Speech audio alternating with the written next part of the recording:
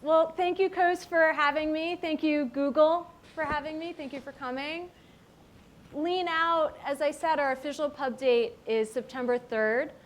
So this is really getting an early start. And I think it's kind of rad that Google had me here considering what the book is about. So I've called this conversation Lean Out, Google, Lean Out. And here's my information. I'm extremely friendly, as Josh and Coast can attest.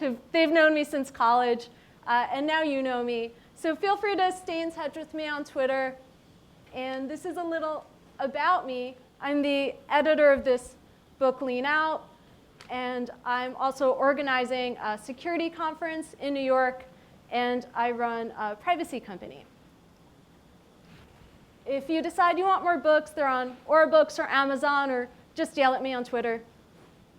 So it's pretty rad that you invited me here today, considering what this book is about. I told a friend that I was invited, and he said, well, they haven't read your book.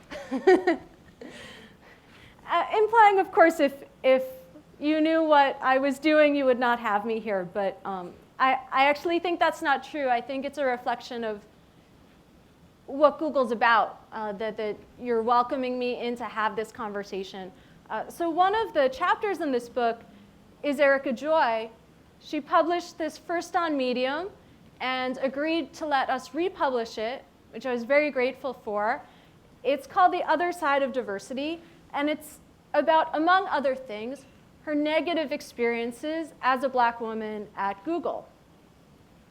So, that's real. That's a thing that happens, but I'm optimistic about Google. Or shall I say Alphabet Inc. I see a facepalm in the front row. I'm all for it. I mean, this way they can spin things out and avoid lawsuits between divisions. It's smart. I was at the Lesbians Who Tech event, and I saw Megan Smith, and I just became such a fangirl, not only for Smith, but for Google's efforts towards gender inclusion and people of color. Megan Smith is saying here in this GIF the importance of diversity, that the problems we face as humanity, I mean, she's thinking really big, that they're so big that we need to activate everyone. We need everyone involved, because how else are we going to solve the world's deepest problems? And here she was at the helm at Google, and she spoke at the Lesbians Who Tech event about the efforts Google had made to attract and hire women. And I believe that she was very sincere. So I know that within Google, these efforts have been made and that they're real. And so I come here today, all friendly not hostile. Despite what's in this book, I fully appreciate that Google's a really big company and that you've brought in some of the best thinkers on this, and that there are people here who are trying hard. And so that's the spirit that I want to have this conversation today, that we're all here, we want to make this better. We're going to acknowledge what's wrong and also acknowledge that Google has a lot of potential to be part of making things better. So to start, first, a lot of feminists have me blocked on Twitter. So, I may be kind of a surprising person for you today. And I have doubts about the efforts to recruit women and underrepresented groups. That's because women, LGBTQ, and people of color in my network are struggling to be funded and promoted and report sometimes shocking harassment. So I worry about bringing in new people before we've figured out how to retain and advance the people who are here. At the same time, I just heard Megan Smith speak about how it's so urgent that we bring in everyone. And so all of these things are here and real, and it's really hard. Part of what Lean Out does is it describes the shape of the problem as many of us experience it, but it's really just a start. I'm still figuring out what the solution looks like, and that's one reason why I'll want to open this up pretty quickly into a conversational format because I think a lot of us are trying to figure out what those solutions look like, but kind of understanding the shape of the problem is a really good start. So, recruitment. A company like Google doing recruitment doesn't necessarily mean hiring or promotion. And this is all the more true when it's things like teaching kindergartners how to code, right? Like all that does is increase the possibility of applicants that a company like Google might bring in, but it doesn't come with any responsibility to actually support, fund, or promote all of those people who now know how to code. It doesn't mean they're going to get jobs or they're going to get funded. So that's one of my reservations. Being a qualified woman does not necessarily lead to being hired, promoted, funded, or respected, or treated well once you land somewhere, which is part of the hard problem that we're figuring out now.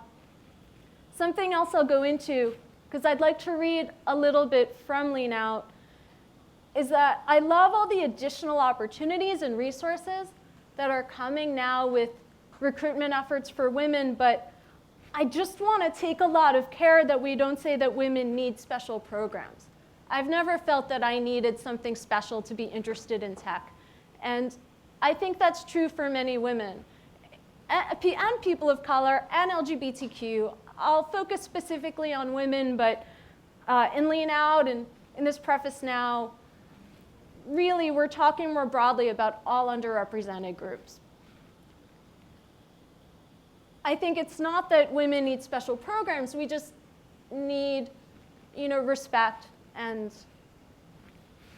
to have, well, I'll get into it. To be very clear, women, LGBTQ, and people of color are already here, and we are already awesome. So if you'll indulge me, I'm going to read a little bit from the chapter that I wrote, and then open this up, and we'll see what you have to say and what your questions are. That's good with everyone? Yeah? Okay, cool. My chapter is called The Pipeline Isn't the Problem. The Pipeline Problem, a narrative that states that the reason big tech companies have poor track records for hiring and promoting women is because there are too few women interested in or skilled in STEM. The idea that tech has a pipeline problem, one that can be solved by teaching 5-year-old girls to code, infuriates me. It's awkward to say so. I need to tread carefully here, lest I be accused of bad feminism. I can see the headline now. Lady boss against STEM education for girls. Also, secretly hates puppies. I don't hate puppies, but I'm allergic. So, I am, of course, in favor of teaching girls to code. And it is true that there are more men than women applying for jobs and programs in Silicon Valley. But the reason why we don't have more women in tech is not because of a lack of STEM education. It's because too many high-profile and influential individuals and subcultures within the tech industry have ignored or outright mistreated women applicants and employees. To be succinct, the problem isn't women, it's tech culture. That's the issue that needs to be addressed. The work that I aim to do here is clarifying the nature of the women in tech problem to the extent that we agree something is wrong. The women who work in tech agree that the problem is harassment, discrimination, and a generally hostile work environment. Many cite difficulties being hired, promoted, or getting funding. An overwhelming number of the highest profile technology companies have had a sexual harassment scandal that has made headlines, many within the last year. It is unsurprising that these companies have difficulties hiring women. In 2012, I was told by a senior manager at YouTube that I was not qualified for Google. Some context here is that I had actually been in tech since 1997, and I'd had a lot of technology jobs. I was told Google only hires the best. That's you guys. despite spending many days at YouTube and at Google, I was never recruited.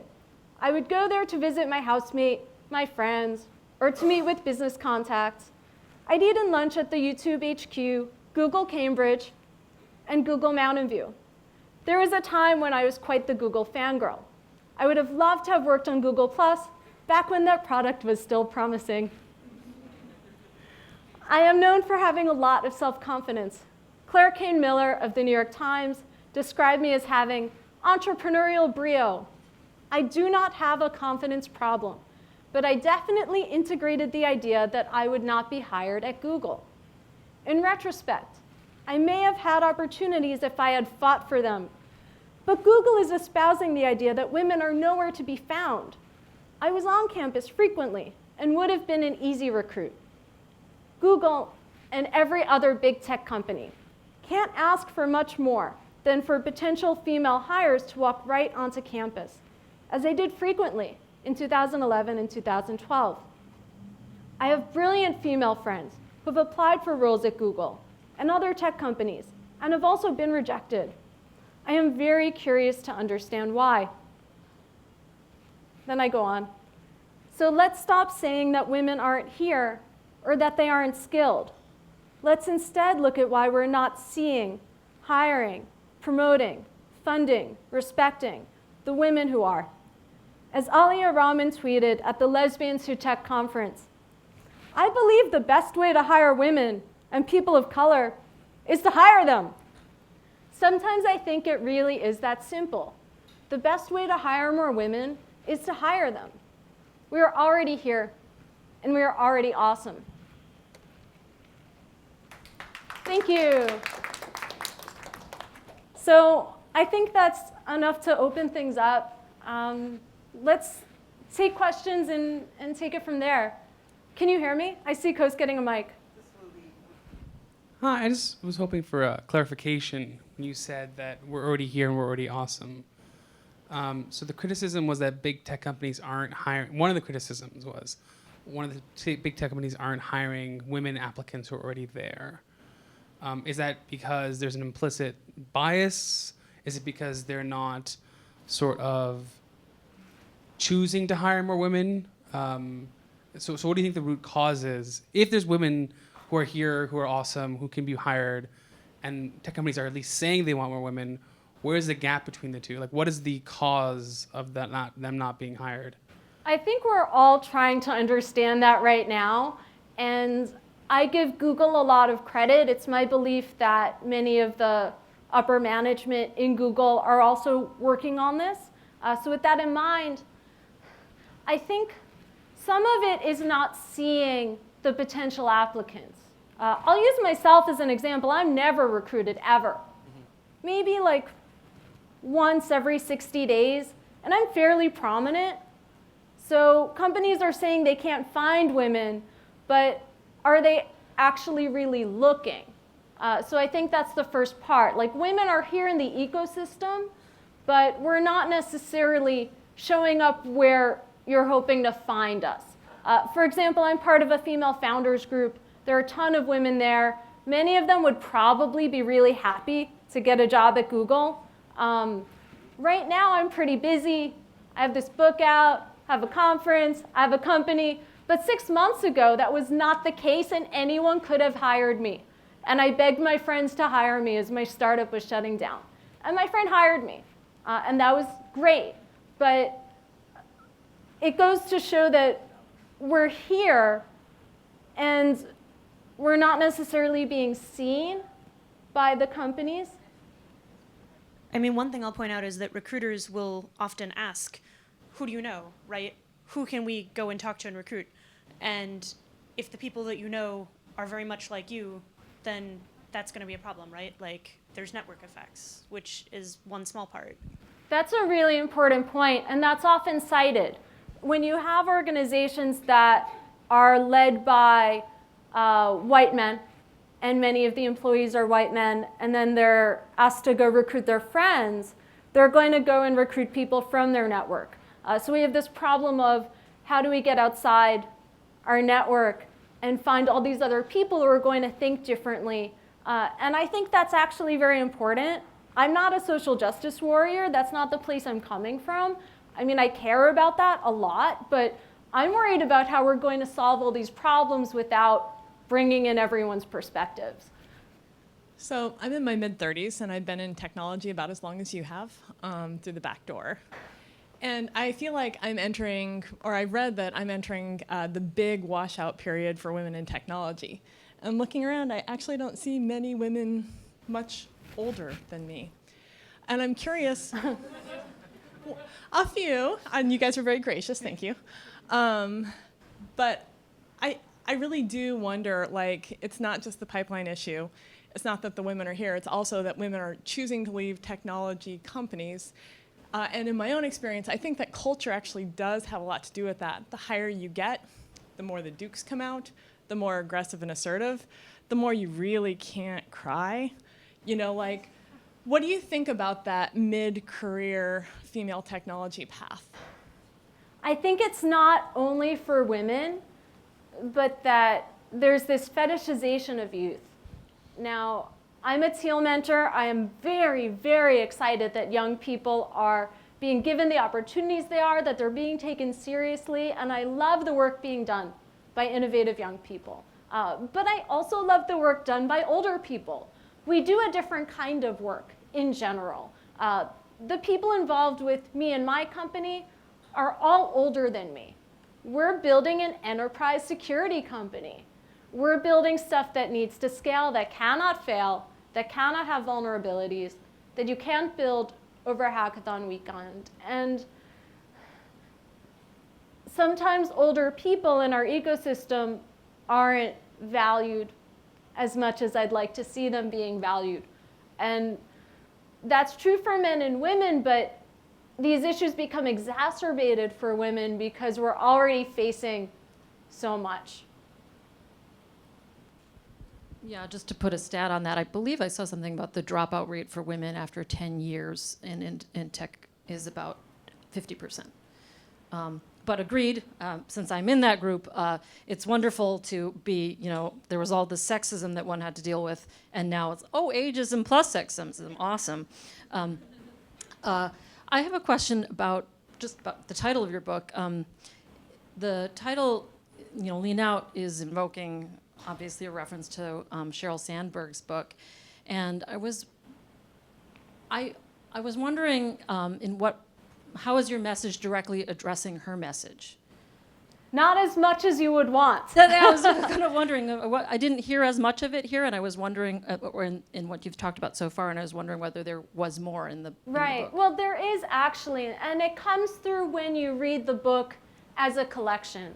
So I'm very grateful to Sheryl Sandberg. I think that she's been a trailblazer for women in tech and in business. It was really impactful when her book came out to see someone of her stature taking on feminism as an issue, encouraging women to be leaders, and we needed that. And that's why this book has been a bestseller since it launched. But 3 years later, Lean In just isn't enough, and it doesn't speak to all of us. What Lean Out does that I'm so proud of is it brings together so many different voices from so many different people, and like, I'm not on the cover.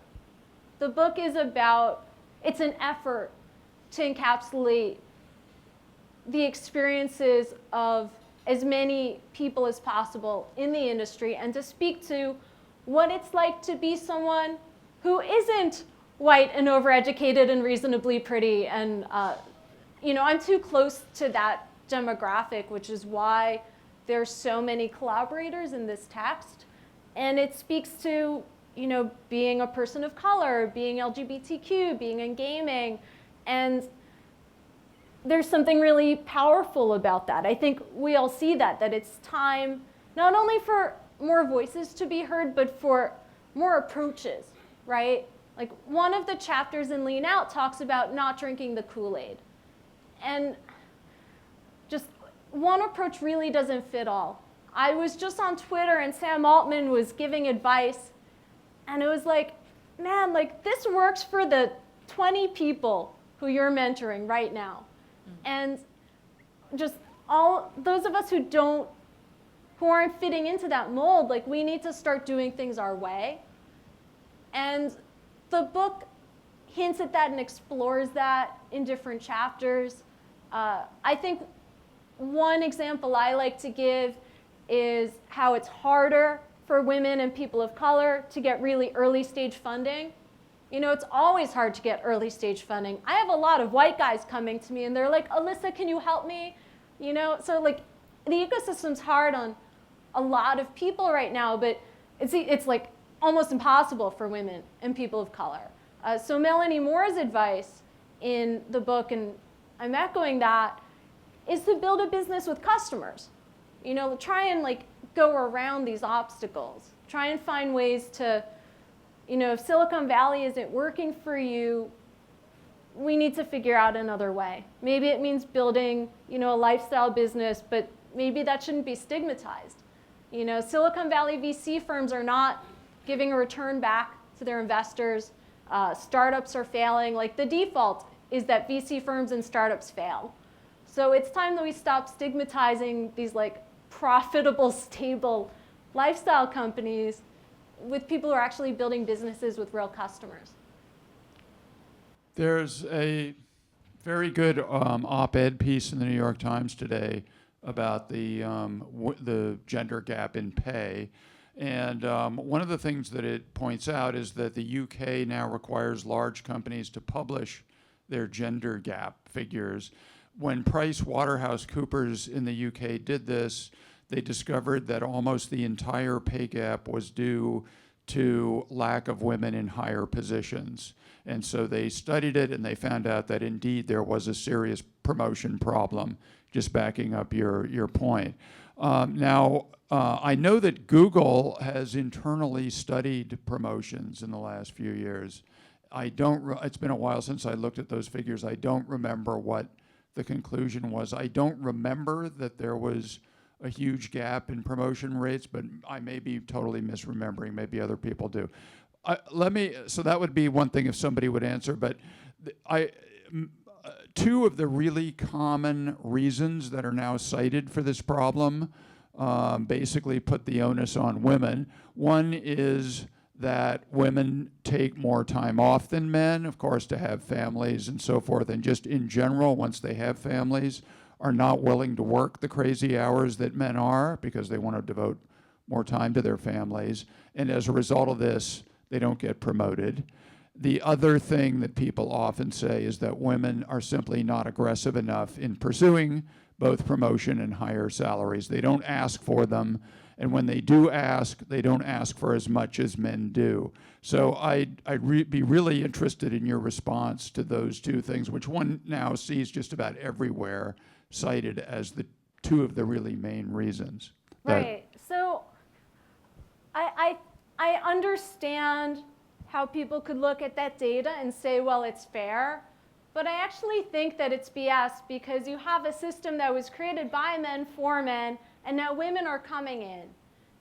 And the thing is, men are now saying they want women here, whether that's because of political and social pressure or because they actually see the value of women in the workplace. Nonetheless, we have the leadership at companies saying, we want women here in our companies, we want to retain them, and we want to promote them. So we need to find ways to do that without placing all of the onus on women. And we know that women negotiate differently than men. Why is our system for promotions based on this setup that makes sense for men and not for women when women are now coming in the workforce and we're saying that we want to integrate them in a meaningful way? I think that's the lens that's useful to look at this. Yes, women aren't playing the game the way men are expecting them to, but if we want women to be at our companies and stay and be happy and be promoted, that's on all of us to figure out how we change things. And that's part of what Lean Out means to me. You know, Lean In was saying, all right, women, like, this is how you behave like men to get ahead and get that seat in the boardroom. And that was a step forward, but now it's time, now that men are saying they want women here, now it's time to say, how does the workplace accommodate women? How do men start to change their behaviors to welcome us here? That's the conversation I want us to start having. And it's hard. In the back.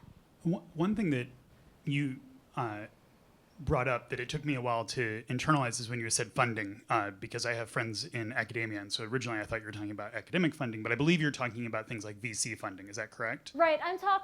I'm coming from the startup community, and I have a bias in my language towards that. I'm very interested in academia, but I don't know much about it. Yeah, we just came from two different worlds, and now I'm getting it.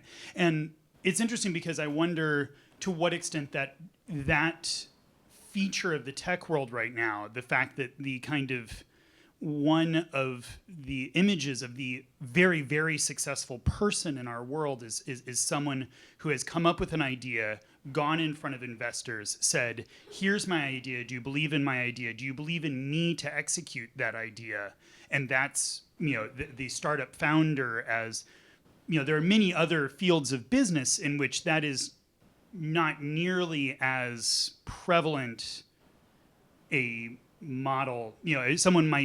Many more people in that field of business might be someone who came up through the ranks in a very established company, and that's seen as being one very valid way of being successful. I'm curious whether that, if the dynamics of that you think are somewhat holding tech back compared to other fields of business, that feature of the economics of the business. I think tech is doing great, actually. I think that we're seeing tremendous innovation in technology.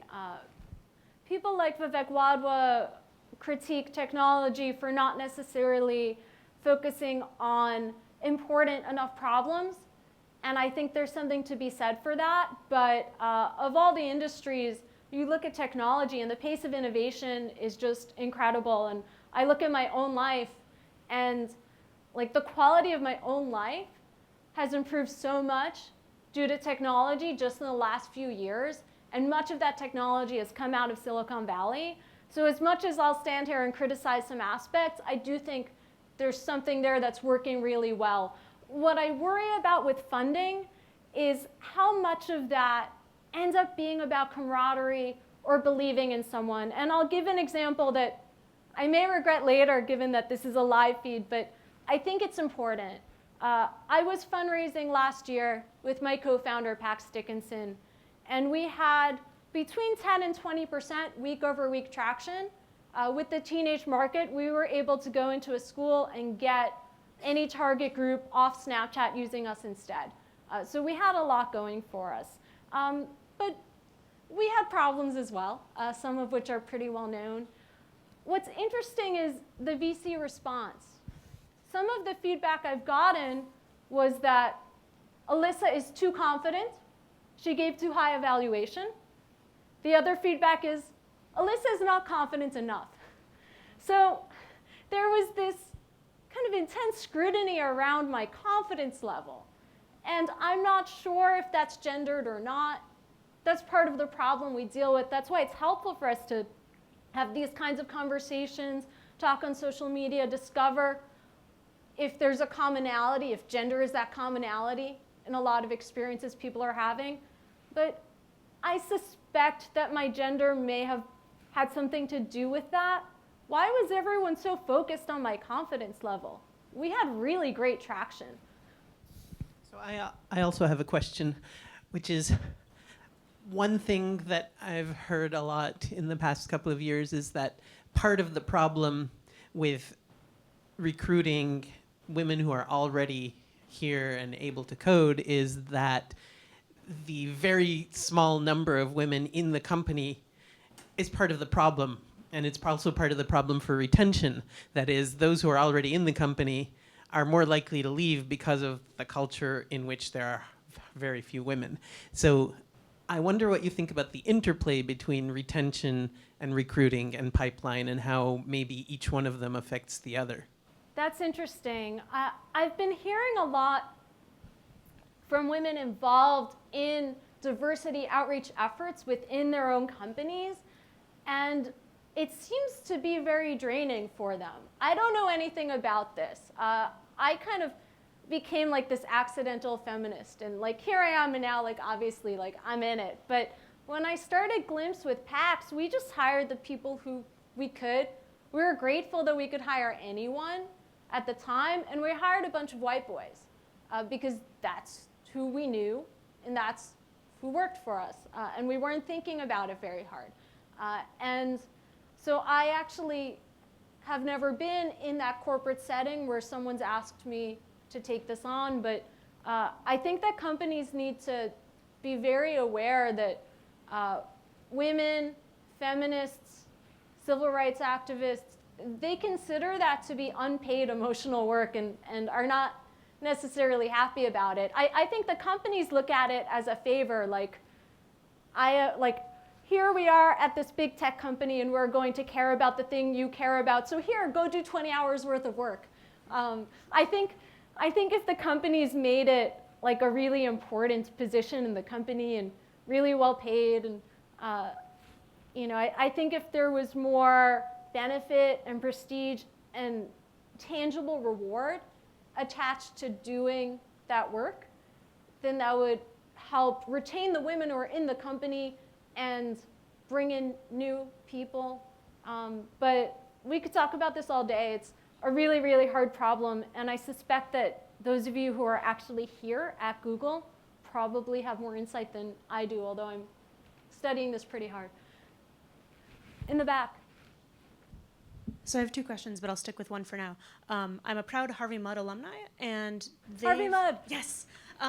They've done a bunch of stuff that's been incredibly successful in getting women into computer science by making small changes, and I've talked with them a little bit about their theories about why it works, and there's some interesting stuff there. And they've also done a whole bunch, even more recently, to bring in underrepresented minorities, and like one of the things that changed the average acceptance rate from below the overall Mudd acceptance rate to higher than that was just having faculty, which like self-organized on a mailing list, call every accepted student and say, hey, we like you and we would like you to be here.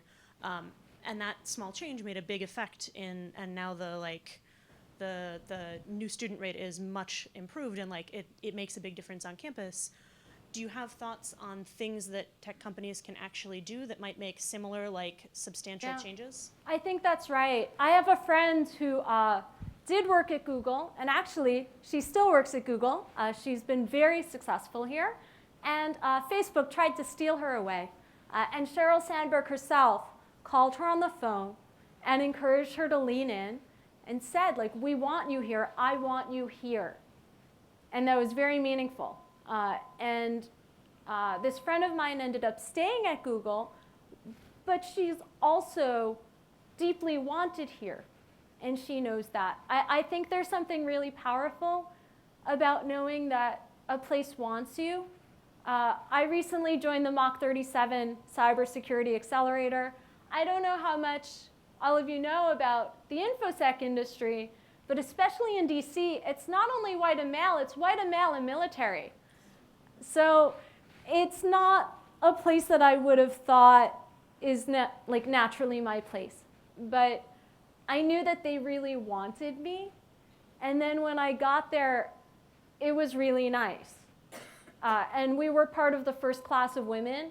And there was, some learning for everyone around that. But I didn't care that this program was run by white men, most of the alumni and the connections were white men. It was like, we're all hackers, we have that in common, and they want me. And I talk about that in the book too, and Lean Out, and everyone who's here gets a free copy so you can read it. When I got into computer science, it's because they wanted me. That was very impactful. I was getting recruited left and right. The computer science department was really warm and friendly. Everyone wanted to teach me how to code.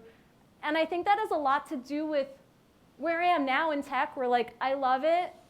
And all of this sexism just feels so foreign to me. It's this thing that's happened that I can't even believe happened. Because when I got into technology, that was not my experience at all. And I think that that's a big step for us, to let people know that they're wanted. Maybe one follow-up thing is that I think a lot of people at Google often feel imposter syndrome And I think that there's gendered aspects to that in general, but I also think there's this, am I really good enough? And here I am doing this hiring, and would I pass this hiring interview can lead to doubt about whether you're really qualified in general, and with that, am I really wanted, or would somebody else be better? Which I don't think is necessarily only gendered, but I think it plays into the where else are you getting signals about being wanted. Right, and it's been talked about very widely, but it's worth reiterating here that women will only apply for a job if they're like super qualified, whereas men will apply if like, they'll just apply. And I'm trying to learn that lesson myself. And I mean, I should have just applied to Google Plus when I thought that was like the most badass thing ever. And I didn't because I didn't think, as confident as I am, I didn't have it. So when we do our recruitment process, we need to know that. If we actually really want women, we need to recruit for women. I think there's also an aspect of, if there's a culture of elitism, you have to actually tell people at some point you're okay. Yes. Yeah, like you're here. You're one of us, you know, for better or worse. And you're not the only one who's figuring out your job. Any other questions? Yes. This isn't a question so much as to respond to your point about what small concrete actions could be taken. I just wanted to share something that I know my previous company did. They're called ThoughtWorks, and they actually do pretty well in terms of hiring women and minorities. And one thing they do in the interview process is, for one, they always make sure there are two people interviewing. And they also treat certain things like smells. When an interviewer says, I don't think they're going to fit in, or I don't think they're like me, they immediately throw that out, because that will just encourage a company that has a certain culture to keep hiring people who are similar than them. And it's a very natural human thing to do, but they explicitly make sure that as part of the interview process, they don't want that to factor in. Just to tie together these two comments about the rate of promotion at Google. So when they did the study, they found that at every level, as you go up, the number of women at that level halved. And so when you get to a certain level, the percentage of women is very low. And that is the truth. That's the case in Cambridge as well as elsewhere. And when they did that study several years ago, they concluded they noticed that when women women went up for promotion, they were promoted at the same rate as their male counterparts, but they were going up for promotion, trying to go up for promotion half as often. And the sad part about that was the conclusion was that women weren't trying to get promoted. And there were many of us who I think at the time were upset about that, because usually people go up for promotion when they get a signal from their boss that's going to go through. And, you know, so there are signals about feeling wanted, about feeling accepted that maybe we're not getting through, or simply the bosses were not telling the managers were not indicating beforehand, well, I think you should try to go up. I think that's right, and that there's so many elephants in the room. There's so much that we don't talk about. I was in a conversation in a closed Facebook group recently that delved into some of the concerns that hiring managers have about women. And in this case, some of those interviewers and hiring managers had made their concerns explicit without realizing they were expressing illegal or like just kind of offensive things, including trying to suss out if, you know, the women were about to make babies or interested in making babies, and just all the presumption that women after a certain age, that age being, I guess, I don't know, 17, are going to at some point drop their careers and go and make babies. And that's very frustrating for the women who feel that by showing up to interview or by showing up to ask for capital, they're saying that they're in it, you know? And that's my feeling. Like, if I show up and I say I'm going to do it, I want you to take that at face value. So I worry about that with some of these issues, that the hiring managers may assume Like there may be both implicit and explicit bias there. And also, if I may, and hey, I have the stage so I can. Women will say that they're leaving for family or for babies or for all these reasons, and that's not always why. And I say this as someone who has leaned out and left so many times. And it's only now that I'm more self-aware and that I'm aware of these issues in the industry that I can look back and say, oh yeah, you know, that time that I left the country, like I quit my job and left the country, it's because I felt like I'd run out of options at my current company. I didn't understand how I could improve my career back in 2005. I was thinking maybe grad school, but that felt very amorphous, and I ended up an expat, and then I ended up married, and like, you know, years of adventures, and why did that happen? It happened because, like, what I really wanted was to be a vice president at Everyday Health. I didn't know how to get there. I mean, now I do. I don't plan to leave. I'm pretty busy, but that's one reason, right? Like, women are just, and I see heads nodding, like, women just, they don't want to leave, but they can't stay. The other reason is the real elephant in the room, and it's even harder to talk about, which is women end up sometimes with very intense harassment. My book describes a woman who's describing rape at work. The things that people experience sometimes are deeply traumatic, and you can't talk about it. You know, it doesn't, I think it's really important to read Katie Levinson's article on whistleblowing if you can. Sometimes women can't talk about what happened to them because it's not going to help them personally, and they're already struggling to deal with what's happened to them. They're not in a position to be an activist or to be a martyr. They need to get on with their lives and figure things out. And so when we assume that women are leaving to make babies, I just don't think that's the reason why a lot of women are leaving. Yes, women leave for family, but we often can't talk about why we left. I would just like to point out that Vic Gandotra is supposedly spending time with his family right now. And Lucy made this wonderful snarky point right behind me a second ago that when men leave to say they're spending time with their families, especially if they have just led the company through a giant multi-year disaster, we all roll our eyes and we're like, yeah, sure you are. But if a woman says it, for some reason we believe her. And like, what the fuck's up with that? Yeah, women, it's just the easy thing to say. You can't say, I'm leaving because, and then fill in the blank with something that would like be a Gawker headline. No one wants that for themselves. You know, it's just an anecdote. I had my babies, and I've made it clear to every single manager since then that no, 2 is enough. And at my last company, I made it explicit, extraordinarily explicit in every single review that I was looking for leadership. And my CEO told me that he did not think of me as a leader. Please notice the ex-company part of that. Right. But it would have been way easier, so much less conflict, so much simpler for me to either dodge, hide, you know, use an excuse, stay low, hide my head, just keep working hard and wait to be noticed. And I really started to feel like my point was actually less about sexism than mid-careerism, where you're looking for those first jobs as a manager, as a leader, as a person in the company other people look to for answers. And the people above you say, I'm sorry, I don't think of you like that. And that is why I'm a startup founder.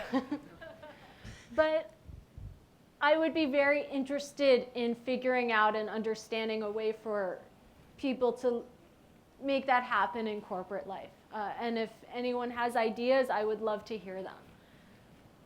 I'm not sure if it's a question or an observation, but regarding the rates of promotion at Google, Google is a little weird in that in most companies, you know, a manager says, hey, I think you could do it this other role, and they promote you, and then you do it. And Google kind of looks to you to have started working above your level already.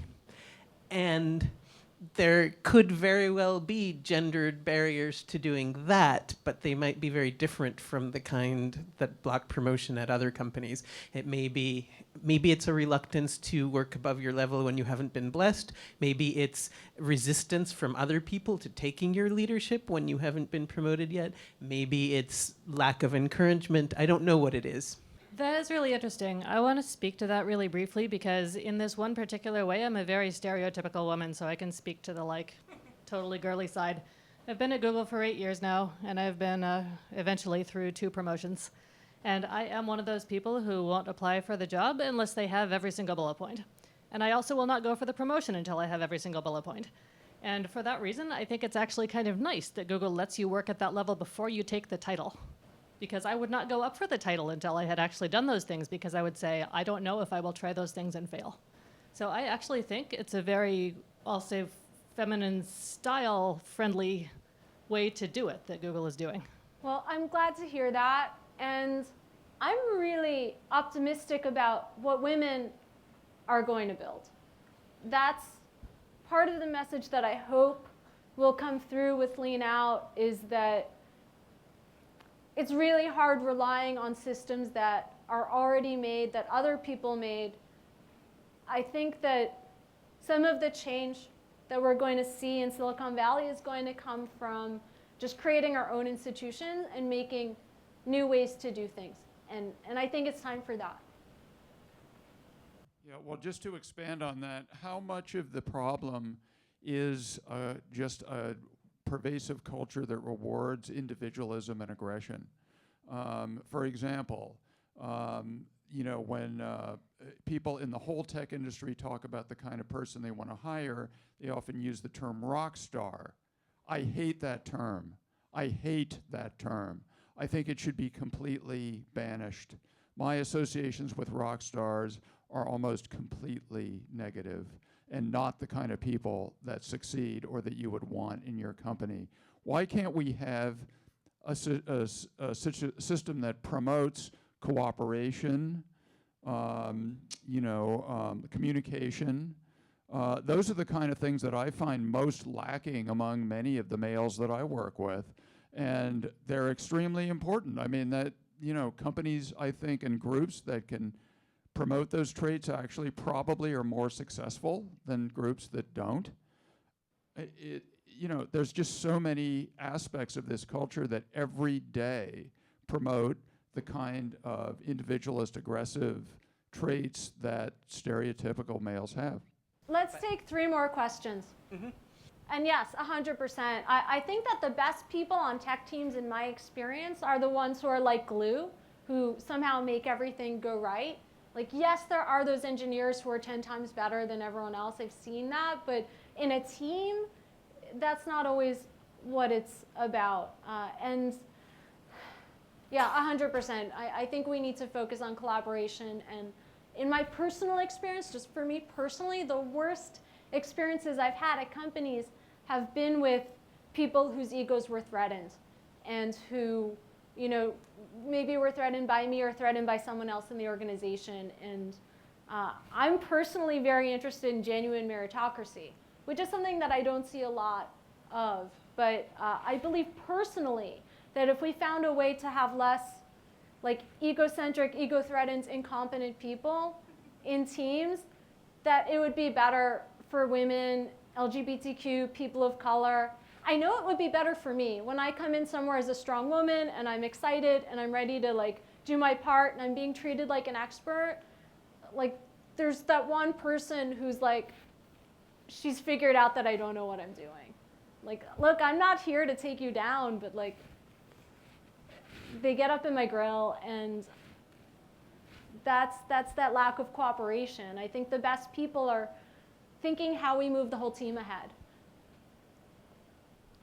Switching gears a little bit, I was hoping you could expand a little on your statement that the pipeline problem is not the problem, because I think it's hard to deny that it is a problem, given that graduating classes of computer science majors have 20%, something like 20% women and 80% men. And while acknowledge all of the problems that you are pointing to as definitely genuine problems in the industry itself. Could you just expand on that statement and what you think we could do better as opposed to having special programs for for women? sure. So part of what I'm really trying to show in my chapter, The Pipeline Problem, is that we all agree there's a woman in tech problem, or a man problem, as Claire Kane Miller put it.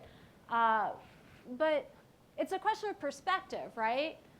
The problems for female founders and for female developers are different from the problems faced by hiring managers. Now, hiring managers have a pipeline problem. Hiring managers have a problem that social justice warriors are yelling at them when they don't have enough women in their organizations and they need to bring in more women, but that's hard because the women are not showing up at the door. I'm not that worried about that problem. Like, if the executives at Google have trouble hiring people and meeting their bottom line, I'm a CEO, I'm an venture capitalist, I'm down, I understand why they care about that and I'm sympathetic, but I think that that's the problem of executives in the technology industry and of shareholders, and that's not who I'm worrying about right now. The people who I'm worrying about are very specific demographics. I'm worried about the women, the people of color, the LGBTQ people who are already here, who are already qualified, and they're having a nightmare of a time. And those are the people I'm worried about. So I worry about what happens if we're going to create more of that. Why do we want to bring in more people to an environment that isn't ready for them? And I worry, okay, so what if these organizations are trying to have one token woman? There are already, say, 10 women for that job right now. So you're going to bring in another 30? Okay, so now you have 39 unemployed women. That's what I'm worrying about. I'm not saying that there isn't a problem of having women in these companies, but I don't see how we bring more women into where we are now. I think we need to make some changes and welcome women, and the way to do that is to hire and fund and promote and respect the women who are here, and then we'll be evangelists, right? If I go and I sell my company for $1 billion, or maybe we never sell, we IPO, and or my friends, right? Maybe my friends go and they all get fantastic jobs and they become VPs and they get funded. What are we going to do? We're going to recruit women to our companies. We're going to become angel investors and fund them. So that's the path that I think is interesting. What if we just took the women who are here and we empowered them and we gave them resources and we made them really successful and we put them on the covers of magazines? All right, now you're organically going to get people saying, oh, those are role models. I kind of relate to them. So I think that you can solve that problem organically. And there's one more thing that I think is really interesting that we don't talk about enough, which is Steve Jobs, Mark Zuckerberg, all of these young white men faced a certain kind of discrimination when they got started too. They weren't taken seriously. They did not look like what people thought an executive should look like. Steve Jobs faced a lot of that. And then they went and became super successful, and now we all think that's what a founder looks like. That's what an executive looks like. He looks like a 19-year-old Harvard dropout. So I think that I'm an venture capitalist. I'm a free market feminist. I think that if we empower women and we put them on stage and we make them successful, and they're already awesome, so I don't think that takes a lot, then all of this bias will go away on its own. That's what I think. So I have a somewhat related question. Why is technology the place where it's so bad? And I think there's maybe a couple of tied in things, there are a lot of industries, you can look at medicine, you can look at law, that have similar, they're very competitive, the women were excluded, and then they're now they're in record numbers. And there's these graphs where it's the entrants look like this, and then women in CS sort of kind of dies off. And a lot of the problems we talked about, like we're talking about these sort of basic, I don't want to say basic human nature things, but like societal structural problems that aren't necessarily unique to technology. Why is it that we're having so much more of a problem with this than other industries are? Or is it just because we're so visible because technology is booming right now? Well, visibility is certainly one aspect, right? Because you're seeing these big IPOs and there's so much money in Silicon Valley, what happens here is of tremendous interest. And there's a lot of glamour and fantasy in the way that the media portrays Silicon Valley. Although, you know what coding actually looks like. It's not that exciting. So what are the reasons why we do have these cultural problems? Because I do believe that technology does have problems that we're not seeing in medicine and law. I have a friend who was a doctor. And when she was a doctor, she was given a lot of respect. Then she became a startup founder, and suddenly people are questioning her. When she was a doctor, she graduated medical school. So she had that credential. Whereas with startups, it's become very fashionable to be the startup founder, to be a programmer. And so we don't always take people at face value. So that's one aspect. And then there's no HR, right? You have these young companies and young founders, they're being given millions of dollars, or in some cases, not so young, right? You have a company like Google that's really grown up, but they're trying to maintain this youthful culture, and the HR is different. I think that's a big piece of it, has been intentionally trying to have, agile environments. And then you look at who our leaders have been. If you read Paul Graham's writings, he talks about how to have a successful company, and he's saying that you need to have your own culture, and you need to be able to kind of swear and be raunchy. So some of the thought leaders in Silicon Valley have, in their own ways, encouraged an environment that, you don't see that same kind of encouragement in medical school. So I'm going to stick around for about 10 minutes and sign books. I'm really very appreciative for Google to have this conversation. I recently gave a talk against how the FBI and the government prosecutes hackers. And I was really grateful to be able to give that talk and publicize it. And I'm still here. I'm not in jail. I kind of feel that way about giving this talk at Google. Like, giving that talk about law enforcement reflects the freedom of speech we have in America. And giving this talk here at Google today reflects what I believe is a genuine commitment at Google to make things better. So please stay in touch with me if you're interested. And one more thing, you'll forgive the plug, but you're all tech people. I'm doing a security conference. So y'all are invited. You can use Friend of Elissa for a discount. And I don't know, enjoy the book. Stay in touch.